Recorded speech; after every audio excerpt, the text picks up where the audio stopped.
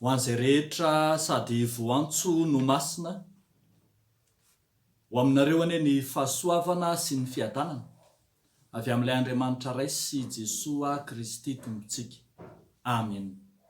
Mankalaza ny alakamisy masina, fotoana nanorenan'ny Tompo ny fanasan'ny Tompo, fotoana ihany koa izay ahatsiarovantsika ny fitokanam-bavaka tao Getsemane alohany ny samborana ny Tompo fahizay.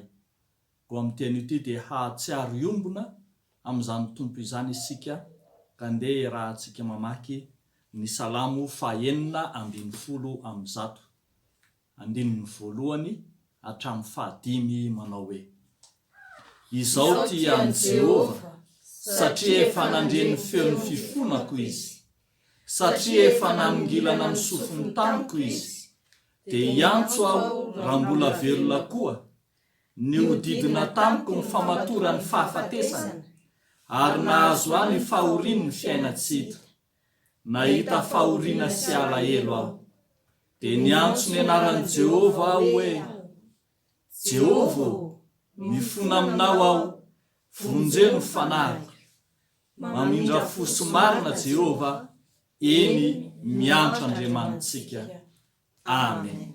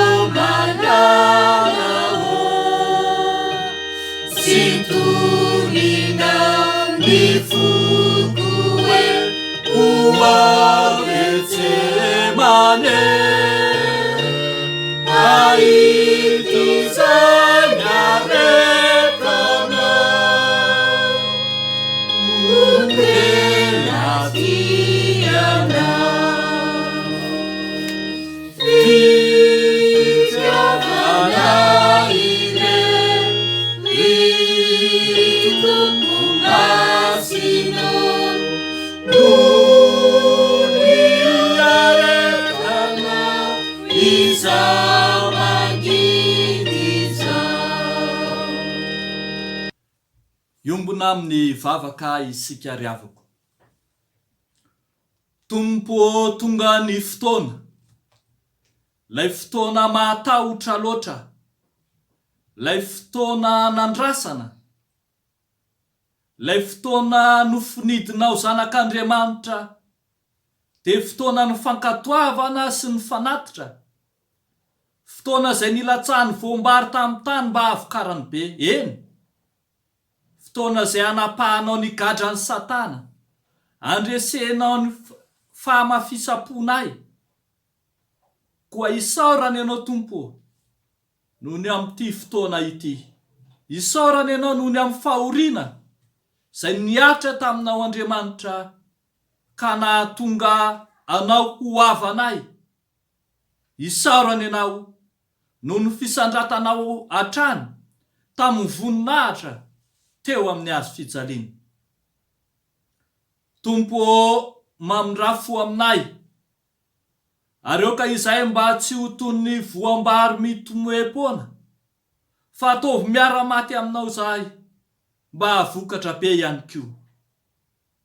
Tompo mamindrafo amin'ny olombelona rehetra namanay, mamindrafo amin'ireo tsy mpino ka tario ho eo aminao izy ireo. Ampiombony amin'ny vavaka ataon'ny mpino rehetra maneran'izao tontolo izao kosa ny fiderana izay asandratray amin'ity andro anio ity. Fa ianao no membonahitra mandrakizay any an-danitra sy ety an-tany, ary amin'ny anaranao nanaovanay izany vavaka izany. Amen.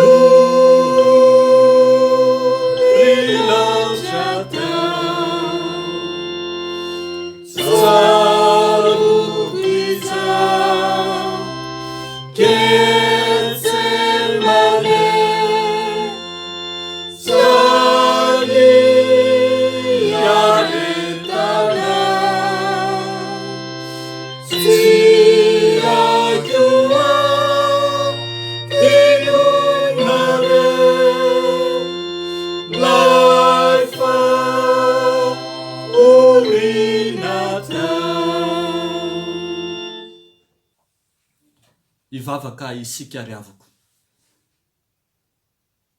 Tonga tokoa Andriamanitro ny fotoana nahafahadiranovana anao, atsarovany izao tontolo izao, indrindra ny mpino, fa ny afy, ny aritra, ny jaly anao.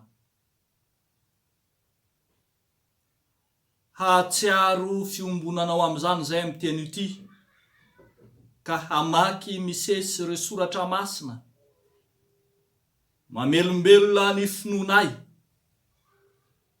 mampahatsiaro anay ny lalan'ny hazo fijalianao, koa aoka ny fanainao masina, hiasa mahery aty anatinay, andraisanay ny teny tsara avy aminao. Amin'ny anaranao Jesosy Kristy Tompo. Amen.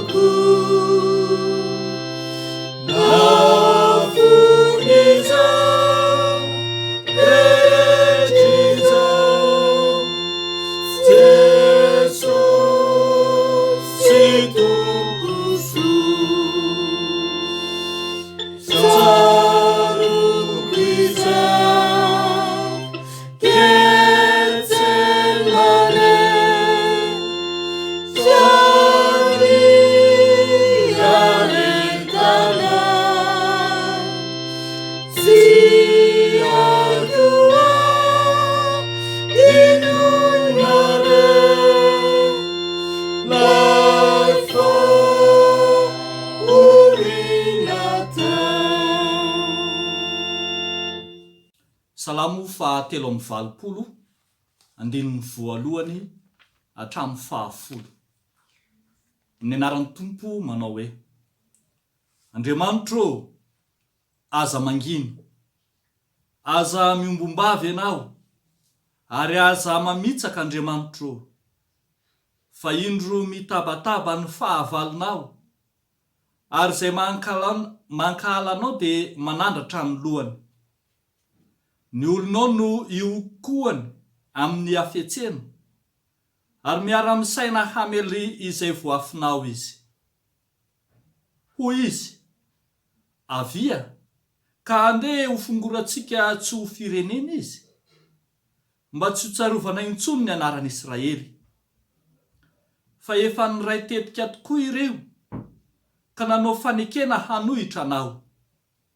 Dia nilainy Edomita sy ny Ismaelita, ny Moabita sy ny Hagarita, ny Gebalita sy ny Amonita ary ny Amalekita, ny Filistina mba amin'ny ponina any Tiro. Ny Asiriana koa nanambana taminy, tonga sandry ny taranaka lota ireo. Ataovy tahaka ny Midianina izy, ary tahaka ny Sisera sy Jabina teo amin'ny ony Kisona. Maty tany Endora ireo, tonga zeziky ny tany izy. Amen.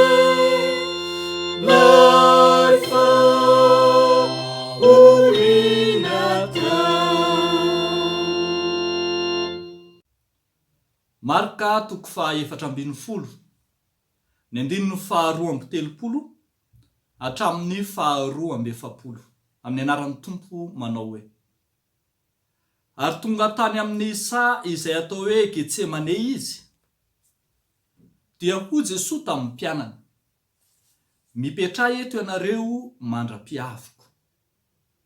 Ary nitondra any Petera sy Jakoba sy Jaona izy, dia talanjona sady ory indrindra. Ary hoy izy taminy, fa dia ranovana loatra ny fanahiko toy ny efa ho faty. Mitoera eto ka miareta tory. Ary noho nandrotsy kelikely izy, dia niakohaka tamin'ny tany ka nivavaka mba hialany zany ory zany aminy, raha azo atao. Ary hoy izy, abaraiko ny zavatra rehetra hainao. Esory amiko ity kapoaka ity, nefa aoka tsy ny sitrapoko aneny atao fa ny anao. Ary avy izy ka nahita azy ireo matory, dia hoy izy tamin'ny Petera, ry Simona, matory va ianareo? Tsy nazaka ny aritorina dia ora ray ihany aza va ianareo? Miareta tory ianareo ka mivavaha, mba tsy hidiranareo amin'ny fakapanahy. Mety ihany ny fanahy, fa ny nofo no tsy manan-kery. Dia lasa indray izy ka nivavaka, nanao ilay teny teo ihany. Ary noho niverina indray izy, dia nahita azy matory, fa efa nilondolondo ny masony, ka tsy hitany izay havaliny azy. Ary avy fanotelony izy, dia nanao taminy hoe, matory ary ankehitriny, ka miala sasatra ianareo. Aok'izay, efa tonga ny ora, indro ny zanak'olona tolotra eo amin'ny tanan'ny mpanota. Mitsangana, andeha isika, indro fa efa akaiky ilay mamadika. Amen.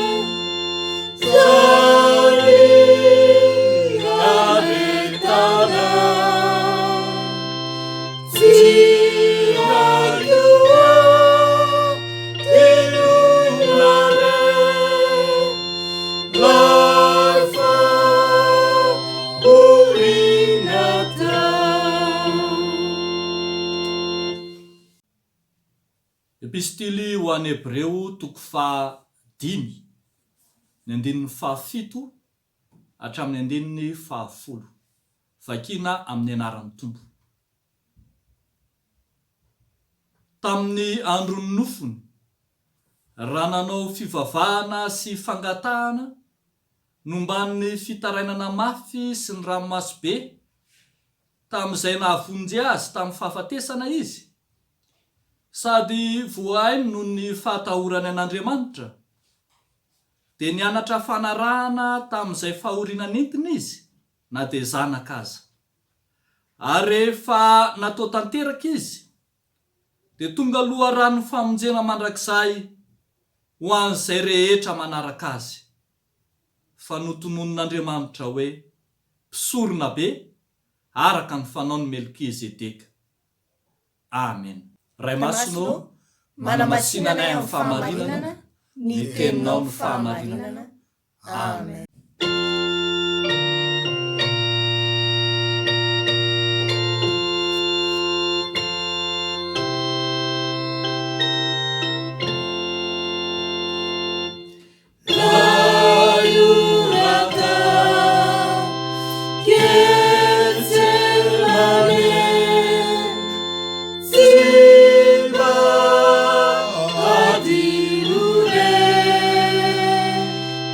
Oh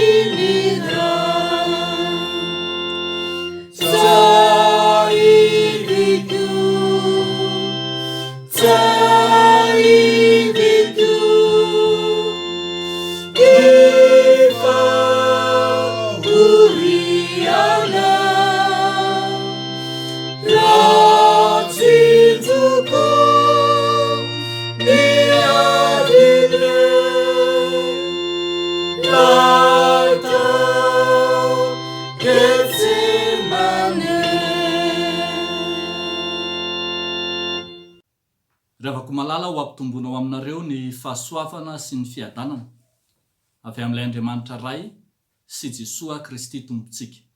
Amen. Tsarovantsika isaky ny alakamisy masina toy izao. I Jesoa tao Getsemane. I Jesoa tao Getsemane. Ary ny vaky teny mifanaraka amin'izany indrindra ao Marka 4:12, ny 2:2 hatramin'ny 2:70 no toriana amintsika amin'ity andro anio ity. Namezantsika ny lohahevitra manao hoe fadiranovana Jesoa efa akaiky ny fotoana. Fadiranovana Jesoa efa akaiky ny fotoana. Tao Getsemane Jesoa. Getsemane lay antsoina koa hoe tendrombohitra oliva. Lay toeram-pivavahana, lay toerana fanovozana herim-panahy, ainga avao amin'ny fanompoana izay nekeny teo anatrehany ray. Tsy voasambany no tao amin'ity toeran'ity Jesoa, fa toerana efa mahazatra azy, toerana efa falehany. Saingy tsy mitovy tamin'ny fanao hatrizay ty hitantsika indray maka ity, fa andro miavaka. Nanana ny tantarany sy ny akony teo amin'izao tontolo izao, ary zary misy dikany ho antsika mpino kristianina mandraka ankehitriny lay alakamisy masina. Lay alakamisy masina miavaka satria fadiranovana Jesoa. Eny, efa akaiky ny fotoana. Miariary eto amin'ity tenin'Andriamanitra ity zany, arak'izany lohahevitra izany, lay fotoana fadiranovana andaniny, ary lay fotoana efa akaiky ankilany. Noho izany, andraisantsika ankehitriny lesona ihany koa ny toe-po amam-panahin Jesosy Kristy tao Getsemane, mivavah rehefa fadiranovana, ary mivavah fa efa akaiky ny fotoana. Zany no lesona lehibe anankiroa atsika ry havako, ary azontsika hojerena tsiraray. Fadiranovana Jesoa efa akaiky ny fotoana, noho izany mivavah fa fadiranovana. Fantatry ny tompo mialoza iseho, ary efa intelo ary ny tompo nampiomana fa ho avy ny fotoana. Ho avy ny fotoana izay hanenjehana, hisamborana, hamonona ny zanak'olona, ary zanak'olona tsy maintsy ho faty ary hitsangana amin'ny andro fahatelo. Efa fantatry ny tompo mialoha zany fa indro tao Getsemane tamin'ity ndray maka ity no nahatsiarovany Jesosy Kristy mivantana fa fadiranovana ny fanahiny. Efa tonga ilay fotoana niomanana. Ary ambarany ity Marka 4:10 ity, ambarany eo amin'ny 7:30, dia hoy ny voalazany: ary nitondra ny Petera sy Jakoba sy Jaona izy, dia talanjona sady ory indrindra. Eo amin'ny 4:30 dia hoy ny voalaza hoe fadiralovana loatra ny fanahiko, tony ny efa ho faty. Jesoa fadiranovana. Jesoa ory indrindra. Izany no hitantsika ny voambolana izay ampiasaina moa ahitantsika ity Jesoa tao Getsemane ity, dia ilay voambolana hoe agonia. Jesoa tao amin'ny agonia. Jesoa tao anatin'ny fahoriana lalina. Jesoa izay efa manakaiky ny fahafatesana. Zany no hitantsika eto. Ary nosafidian'ny mpanoratra manokana ny teny hoe Jesoa tao Getsemane. Ny hevitry ny teny hoe Getsemane mantsy dia ny hoe famihazana menaka, na azo tenenina koa zany hoe fanapresena menaka akaiky ny tendrombohitra oliva, dia azo eritreretina zany hoe famihazana menaka oliva. Ary toa miteny koa zany fa toa nitera menaka mihitsy ny tompo tao anatin'ity agony ity, satria fa diranovana loatra izy. Mbola tsy niatra akory ny azo fijaliana de efa nizaka ny mafy, nizaka ny tseran'ny ainy, fa diranovana tao amin'ny agonia Jesosy Kristy. Ny antsoantso mihitsy izy hitantsika eto mba hialan'ilay ora aminy, mba hialan'ilay kapoka aminy, ka nitenenany eo amin'ny 1:telopolo manao hoe raiko ny zavatra rehetra hainao, esory amiko ity kapoka ty, nefa aoka tsy ny sitrapoko aneno atao fany anao. Jesosy fadiranovana, Jesosy izay hitantsika eto de Jesosy tao anaty farafahoriana lalina, kanefa ny vavaka no paikady matotra napetraka ny tompo tao Getsemane. Amin'ny toe-javatra rehetra zay nahazo ny tompo, na ory ny fanahany, na efa kaiky ho faty izy, na fadiranovana, natao anatin'ny agonia, de ny vavaka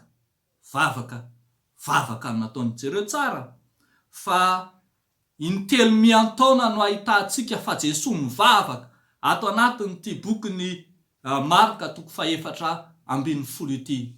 Ary tsy izy ihany no nivavaka, fa niantso ireo mpiara-miasa akaiky aminy hiara hivavaka aminy izy, mba hitokam-bavaka hiaraka aminy Petera sy Jaona ary Jakoba.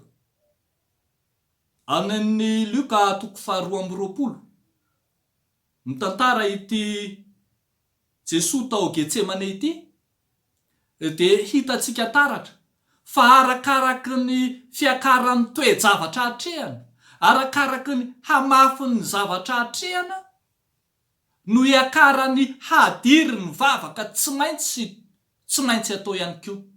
Ho ny Luka 2:20 ny 4:7 manao hoe ary fadiranovana izy ka de ny vavaka mafimafy kokoa, niantso an'Andriamanitra mihitsy ary izy hanampy azy, ka hitenenany hoe abaraiko. Ry havako malala, am'izao andro iainantsika ankehitriny zao, izao tontolo zao mihitsy no miara-misento ny zanak'olombelona, zoinaretina, mahantra, ringana. Misento ny biby sy ny zava-mananaina maro noho ny afitsoky ny doro-tanety samihafa. Misento ny zava-boary manontolo, iny simba ny tontolo iainana noho ny fiovaovan'ny toetrandro. Mila tsika pino hivavaka ny planeta misy atsika. Fa eo anoloan'ny toe-javatra maharary, toe-javatra mahamay, eo anoloan'ny vanim-potoana mahafadiranovana atsika, eo anatrehan'ny ady mafy zay atrehan'ny pino, tsy mitarika atsika hitsoaka andraikitra ny soratra masina, tsy mitarika atsika hiala sy andositra didy ny tranga mafy zay miseho anoloantsika, fa mitarika sy miantso atsika mitaona atsika hanamafy ny vavaka. Hitantsika ne Jesosy Kristy raha nivavaka ho an'ny mpianatra ao amin'ny Jaona 7:10 ny 15:10 de nahariarin'i Jesosy mazava rehefa fantany fa tsy maintsy ety am'izao tontolo zao ny mpianatra, de ho Jesosy hoe ray izao tsy mangataka aminao ny ampiala azy am'izao tontolo zao, fa mba hiaro azy amin'ny ratsy. Adidy tsy maintsy raisy ny mpino arak'izany, manoloana ny fiainana feno fahadiranovana ankehitriny, manoloana n'izao tontolo zao zay misento ankehitriny, indrindra ao anatin'ny vanim-potoana zay mampianaka ny valanaretina Covid-19, mila tsika fiangonana, mila tsika pino hivavaka ho an'ny tanitsika, hivavaka ho an'izao tontolo zao misy atsika ity, hivavaka ho an'ny firenena rehetra eto ambonin'ny tany. Mila tsika pino hanandratra vavaka, tahaka ny vavaka nataony Davida raha tojo zavatsarotra, raha tojo fanenjehana, raha tojo fitaintainana mafy izy dia tsy nitsahatra ny vavaka. Tahaka ny vavaka nataony Elia izay nampiantona ny ranonorana tamin'ny fotoan'andro, ka mbola ny vavaka indray mba hamerenan'Andriamanitra izany. Ry havako malalo amin'ny tompo, iantsona ny mpino rehetra ary ankehitriny, tsy ho tafandrimandry, hanahaka ny dian'i Jesosy tao Getsemane, hitolonam-bavaka indrindra eo anatrehan'ny ity ady lehibe izay atrehantsika mianakavy dia ny Covid-19 ity. Efa nanao antso ny foibe FJKM, efa nanao antso ny fiangonana ny amin'izay ahafahantsika manao vavaka sy fifadikanana raha pitso zoma masina. Iantsonanao mpino izany hiara hitolonam-bavaka amin'ny Kristy ho amin'ny firenetsika, ho an'ny zanak'olombelona, ho an'ny tanitsika izay mitaraina. Tsarovy ry havako malala, tsarovy fa Jesosy aza Andriamanitra nanao zava-dehibe ny vavaka teo alohan'ny ady sarotra izay nataony, mitolona-bavaka mandrakariva. Maika fa isika izay tsy mitolona amin'ny nofo-mandrà fa amin'ny fanapahana eny amin'ny rivotra, miantso atsika hivavaka, fa ambarany soratra masina fa ny fanahy mety ihany fa ny nofo no tsy manan-kery. Fa diranovana Jesosy dia ny vavaka ny nataony. Ianao koa eo anatrehan'ny vanim-potoana mahafadiranovana mivavaha. Fa ny zavatra faharoa ry havako malala izay hitantsika eto amin'ity soratra masina ity dia ny hoe fadiranovana Jesosy ho ny lohahevitra efa akaiky ny fotoana. Raha fadiranovana Jesosy dia mivavaka izy, fa raha akaiky ny fotoana dia miantso atsika hivavaka ihany koa. Koa amin'izany mivavaha fa efa akaiky ny fotoana. Fantatry ny tompo mazava tsara raha nivavaka tao Getsemane izy, fa tonga ilay fotoana voatendry, tonga ilay fotoana nandrasana, ilay fotoana izay hiatrehan'ny samirery ny azo fijaliana, arak'izay ambarany eo amin'ny 1:1 manao hoe efa tonga ny ora, indro ny zanak'olona hatolotra eo an-tanan'ny mpanota. 2:7 mitsangana andeha isika, indro fa efa akaiky ilay mamadika. Fantatry ny tompo fa tonga ilay fotoana ny fanavotana, ilay fotoana famonjena izao tontolo izao, ilay fotoana izay hilatsahan'ny voambary amin'ny tany ka hamoazana be, ilay fotoana farany izay ambaran'ny tompo eto. Fa azo heverina koa fa ilay fotoanan'ny tompo, ilay fotoanan'ny Jesosy, noho izany azo heverina fa ilay fotoana farany, ilay ora farany amin'ny tompo dia niatrehan'ny azo fijaliana, fa ny ora farany atsika ankehitriny dia ilay ataontsika hoe andro farany na ny faharan'andro. Arak'izany eo anatrehan'izany ora na fotoana farany izany dia nivavaka ihany koa no nataon'i Jesosy. Ary izany no iantsoana antsika mandrakariva, iantsoana ny mpianatra sy ny fiangonana araka ny sokajiny avy, arak'izay hitantsika eto, mba hivavaka. Hitantsika ny nanomezan'i Jesosy tsiny ireo mpianatra raha rendremana ka tonga tany amin'ny tolomaso izy ireo. Fa isika ho Jesosy tsy maintsy manao ny asan'izay naniraka raha mbola atoandro ny andro. Ny zava-dehibe teo amin'i Jesosy dia ny hoe na hanao na tsy hanao ny mpianatra, izy tsy maintsy mivavaka. Na hanaraka ny teniny na tsy hanaraka ny teniny ny mpianatra, izy tsy maintsy hivavaka satria efa tonga ny fotoana. Efa akaiky ilay ora. Tsy ny mpianatra no hiatrika ny azo fijaliana, fa i Jesosy Kristy dia noraisiny ho an'ny tenany ny tokam-bavaka. fa mitodika amintsika fiangonana koa zany ankehitriny eo anatrehan'izao andro farany izao ora farany zao na ho variana azy varimbarina aza izao tontolo izao ka hiazakazaka ho any amin'ny fahafatesana, ny fiangonana kosa tsy mahazo variana fa tsy mety raha tsy mivavaka mandrakariva isika ka tsy reraka. Ry havako, aza variana ka ilaza fa ny olako to tsy de goavana, ny fiainako to mety, mbola tsy misy ny mafy manjoa loatra, mbola tsy izany voan'ny Covid-19 fa reny ngamba nanota matoa reny tratra, na mbola iteny koa ianao manao hoe mbola tsy fadiranova ny fanahiko, mbola tsy mangorooro ny ato anatiko, mbola tsy manakaiky ny faty aho, ka noho izany tsy mila mivavaka. Tsy ry havako, mety tsy fadiranova ny fanahinao, mety miadana sy finaritra ianao, saingy tsarovy fa efa akaiky ny fotoana, efa andro farany zao, ora farany zao, ora iantsona ny mpino sy izao tontolo zao hivavaka mandrakariva ka tsy ho reraka. Efa manakaiky ny fitsarana farany, aza variana manao ampitso mandrakariva, fa fotoana mety indrindra izao hitodianao amin'Andriamanitra. Ny soratra masina ry havana de manao antso atsika mandrakariva tahaka izay hitantsika eo amin'ny Matio 7:20, ny 7:30 manao hoe mitandrema miambena ka mivavaha fa tsy fantatrareo zay ora iavin'ny tomponareo.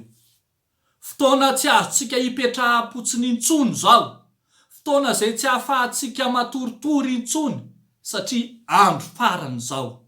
Tsy mety mantsy raha manao tahaka ny voambary mitomoem-pona ka tsy mivavaka mandrakariva. Aoka ho fantatritsika mandrakariva fa tena fitaovam-piadiana mahomby atolotry ny tompo eo am-pelatanantsika, hiatrehantsika izao tontolo zao sy ny adiny rehetra ny vavaka. Antso ny nataon'ny apôstôly Paoly raha nanoratra ho an'ny fiangonana tany Efesianina izy, amin'ny Efesianina 4:9 sy ny manaraka hoy izy hoe farany mahereza ao amin'ny tompo sy amin'ny herin'ny faherezana, tafio avokoa ny fiadin'Andriamanitra rehetra mba hahazonareo hifahatra amin'ny fanangolen'ny devoly, fa isika tsy mitolona amin'ny famandraha fa amin'ny fanapahana sy amin'ny fanjakana sy amin'ny mpanjaka an'izao fahamaizina an'izao dia amin'ny fanahy ratsy eny amin'ny rivotra. Ary noho izany dia raiso avokoa ny fiadian'Andriamanitra mba hahazonareo manohatra amin'ny andro mahory, ary rehefa vitanareo avokoa dia fahatra ianareo. Ry havako, efa akaiky ny fotoana ka mivavaha. Alakamisy masina taona 2024, tsy ilay fotoana mampisentosento intsony, tsy ilay fotoana mampitsetsetra fotsiny noho izay nataon'ny tompo ho anao intsony, fa fotoana indray ahafahanao mamaly lay fanontaniana ao amin'ny firanantsika manao hoe ka de mba inona izao no ahy taminao. Fotoana zay hahafahantsika manao ny tamberina ny raikitra eo anatrehan'ny tompo, hitiavantsika azy amin'ny fotsika rehetra sy ny saitsika rehetra ary ny fanahintsika rehetra. Arak'izany ary havako, andehantsika hamaly ny antson'ny apôstôly Jakoba manao hoe misy faly va eo aminareo, aoka izy hivavaka. Misy azo pahoriana va ao aminareo, aoka izy hivavaka. Ataovy manandanjy eo amin'ny fiainanao mivavaka, amin'ny tranga rehetra zay miseho amin'ny fiainanao, na vavaka fiderana, na vavaka fisarana, na vavaka fifolana, na vavaka fitarainana, eny na vavaka fangatahana azy. Indrindra amin'izao ady mafy lalovan'izao tontolo izao, eny maika fa amin'izao andro farany izao, asandrato amin'ny tompo ny vavaka ao. Dia ho an'Andriamanitra ny voninahitra fa ho an'ny kristianina rehetra kosa ny fiainana feno vavaka. Amen.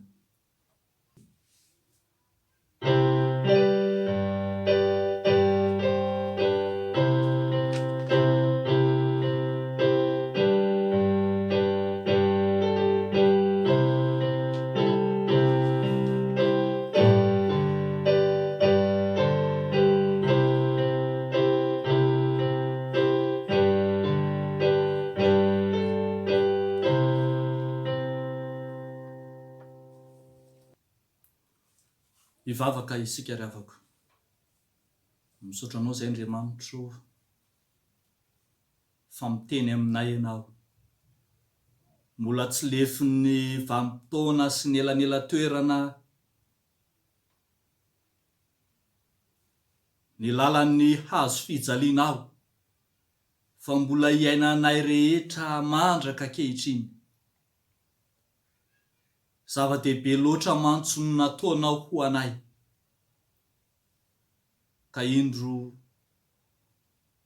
nahazo teny soa mahafaly izahay, manambara fa na dia fadiranova anazy ianao Jesosy dia nomenao ny taridalaka ombana, izoranay sy iatrehanay ny adinay,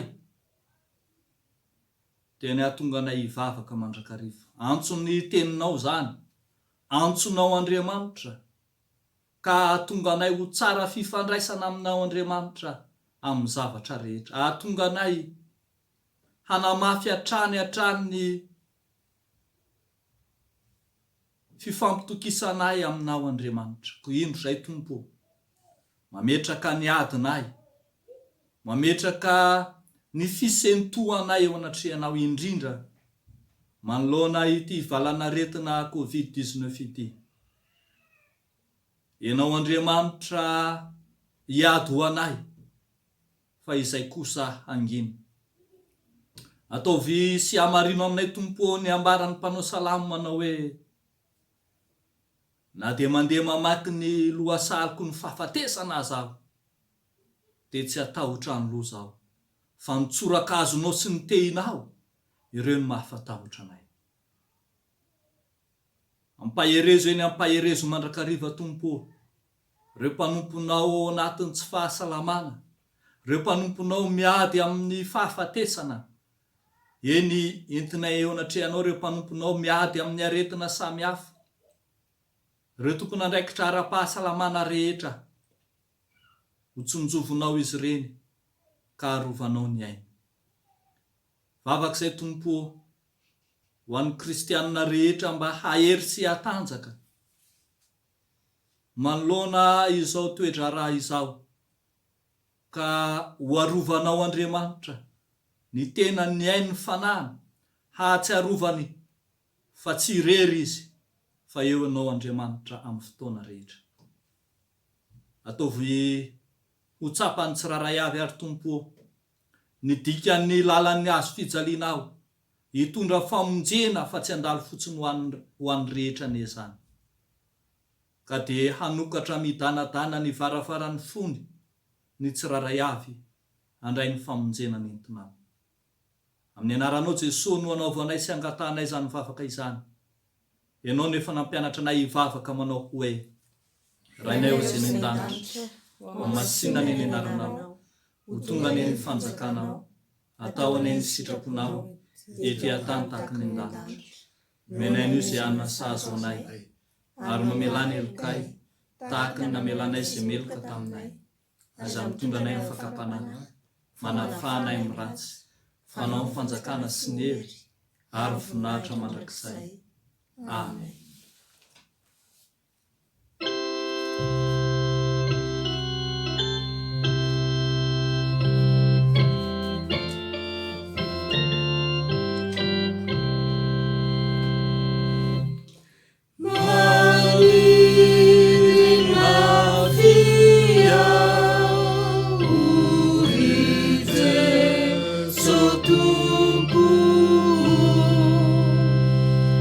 He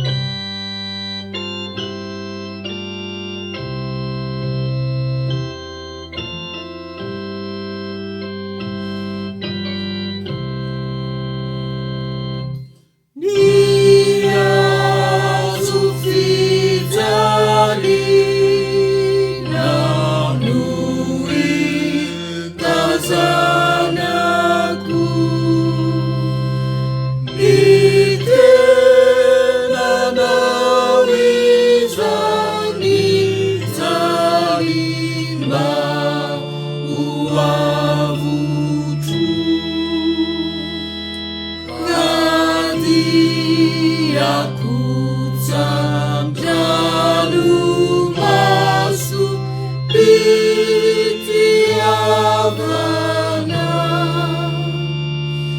Ikavakuritu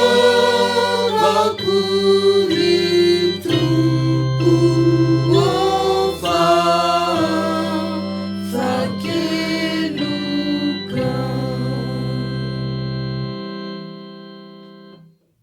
Rahalasy anabavy ao amin'ny tompo.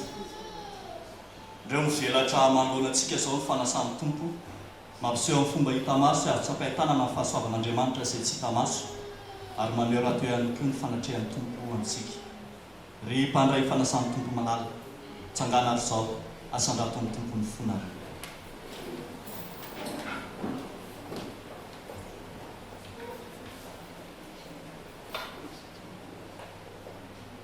Lazaiko aminareo marina dia marina tokoa, raha tsy mihinana nofony zanak'olona sy misotro ny rano ianareo dia tsy manana fiainana ao aminareo. Fa izay mihinana nofoko sy misotro ny rako manana fiainana mandrakizay, ary izao anangana azy amin'ny andro farany. Fa ny nofoko ny tena fihinana, ary ny rako ny tena fisotro, ary izay mihinana nofoko sy misotro ny rako no mitoetra ao amiko, ary izao kosa ao aminy. Ivavaka isika. Fantatray fa tompo ny tompo sy mpanjaka ny mpanjaka ianao re Jesoa Kristy tompo mpamonjy anay. Anao avokoa ny fahefana rehetra na ny eny an-danitra na ny ety ambony tany, koa midera mankalaza manome voninahitra anao isanandro, ny anjely tsy mbialinala, ny mpaminany, ny apôstôly, ny martyra ary olom-boavitra efa sambatry ny aminao. Koa mba avelao ireny feonay, iombona amin'ny feon'izy ireo misantatra sahady ny fanjakana sy ny fioviana manao hoe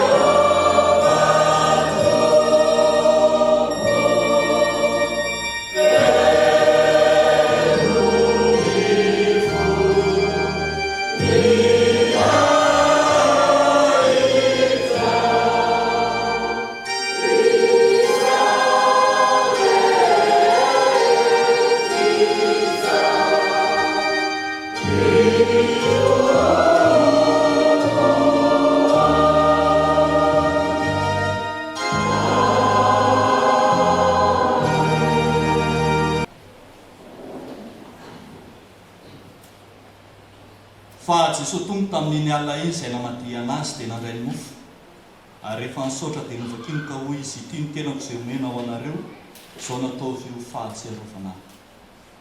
Dia araka izany koa ny kapoaka rehefa nina dia hoy izy, misotro amin'ity ianareo rehetra fa ity no rako, ny amin'ny fanekena vaovao izay latsaka ho amin'ny rehetra ho famelan-kely. Fa noviana ianareo, mihinana mofo sy misotro amin'ny kapoaka dia manambara ny fahafatesan'ny tompo ianareo mandra-piavana. Mivavaka isika. Ry tompo rainay izay ny an-danitro, indreto izahay manao eto anatrehanao, mahatsiaro ny fahatongavany zanakao olona sy ny fijaliana, ary tsaronay niazo fijaliana tao Golgota, tao Kalvari izay nanoloana anao, tsaronay ny lefona izay nandefonana anao, tsaronay ny satroka tsiko sy ny fanesona ka nytenenao ity ny mpanjakan'ny Jiosy, ity ny mpanjakan'ny Israely. Tsaronay ny nahafatesanao sy ny teny farany nataonao teny ambony hazo fijaliana tahaka ny Andriamanitro anao nandimafoy ahy ianao. Raha eo an-tananao natolotry ny fanahy. Fa mbola tsaronay koa ny fitsangananao tamin'ny andro voalohany amin'ny herinandro sy ny fiakaranao tamboninahitra ary ny fifonanao mandrakizay ho anay. Ankehitriny izay dia miandry ny fiverenanao indray amin'ny fanondrona eny amin'ny rahony lanitra hitsara ny velona sy ny maty, ary hanokatra amin'ny danadana ny varavaran'ny fiainana ho anay. Ankehitriny ary afeno ny voninahitra ao ny fanahy-pisaoranay. Taio tanteraka ity sakramenta masina ity. Ekeo Andriamanitro fanatitra tokana tanteraka naterina indray mandeha monja ho anay teo amin'ny hazo fijaliana tamin'ny alalan'i Jesosy Kristy mpamonjy anay. ry tompo ray neny-danitro aoka ry asa amin'ny fanenao masina ka masino ny mofo anambara ny tenin'i Jesosy a Kristy amasino ny kapoaka anambara ny ran'i Jesosy Kristy tomponay dia asa aminay ny fanenao masina hahatsiarovanay ho tafaray marina tokoa na amin'ny tena na amin'ny ran'i Jesosy Kristy tomponay eto ampandraisana mofo sy ny kapoaka fa ny fanainao masina no aharinao ny fanainao masina no amelomanao ny fanainao masina no anamasinanao ary mbola zany fanainao masina zany ihany no amesanao anay ny zavatra rehetra dia mihainoana ry Andriamanitra tsy to no ny fitiavanao sy ny famindramponao amin'ny Kristy fa amin'ny anarana mangatana izany. Amen. Ny mofo izay vakitsika dia firaisana amin'ny tenan' Jesosy Kristy tompontsika izay nivakiana po antsika satria iray ihany ny mofo isika koa na dia maro ary dia tena iray ihany ary samy ombona sy mandray amin'izao mofo iray izao avokoa.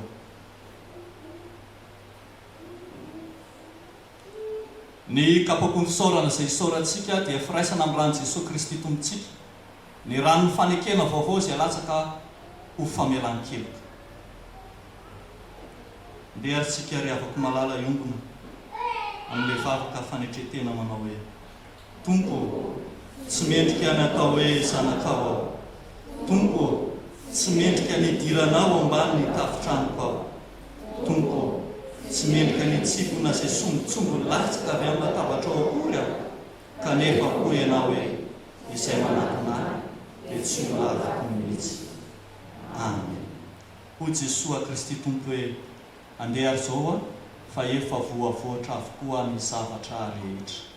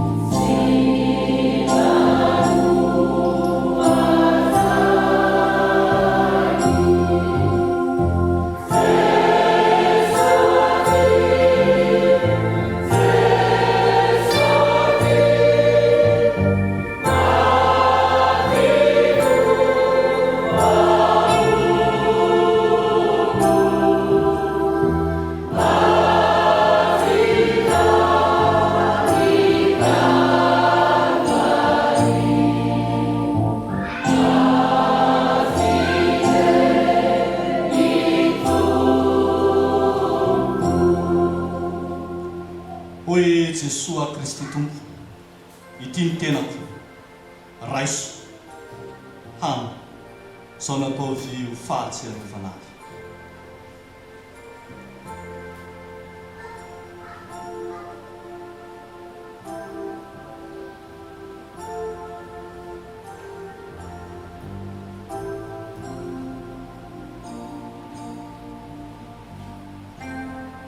Amen. Ho ihany Jesosy Kristy Tompo, fitronareo rehetra ity fa ity no rako ny amin'ny fanekena vaovao izay latsaka ao amin'ny maro famelan-keloko. Izao no atao fahatsiarovana ahy hoy izy no finanofina misotro ianareo.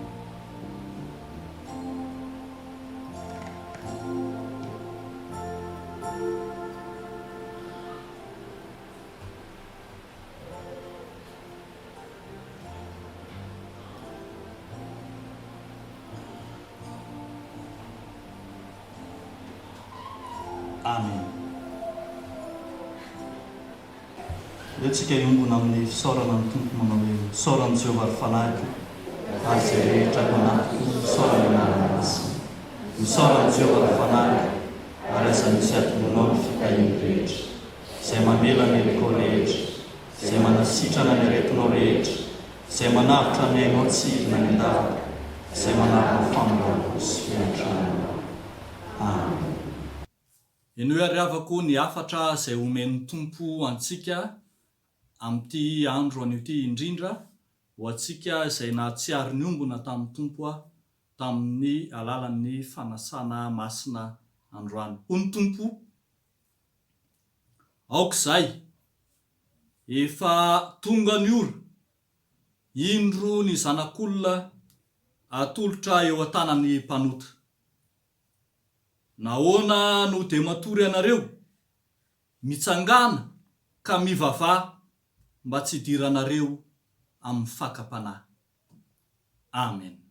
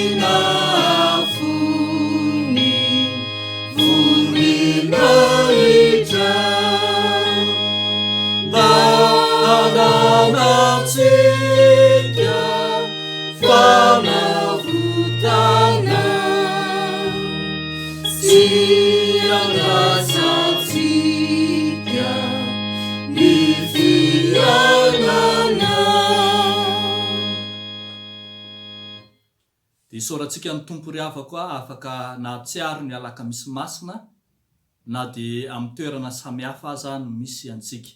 Anterina hatrany ry havako ny antso izay nataony FBFJKM ny amin'ny anaovana androm-bavaka sy fifadikanina rahampitso zoma masina manomboka amin'ny 7 ora maraina hatramin'ny 3 ora tolakandro. Ary rehefa hitantsika ao amin'ny murantsika ao ny taridalana ho amin'izay afaka anao izany atao any amin'ny isa-tokantrano any izany rehetra izany. Ka dia mampahery antsika hatrany ho an'ny tompo ny voninahitra. Raiso ary havako ny tsodrano izay tononona sy omena amin'ny anarany Jesoa Kristy ilay tompo ny finoantsika. Ary Andriamanitry ny fahasoavana rehetra izay efa niantso anareo any amin'ny voninahiny mandrakizay rehefa niaritra fahoriana vetivety anareo dia izy no hatanteraka sy ampiorina ary ampitoetra anareo. Ho azy anie ny fanjakana mandrakizay. Amen. Dia ho an'Andriamanitra irery any anie ny voninahitra amin'ny anaran'ny Ray sy ny Zanaka ary ny Fanahy Masina. Amen.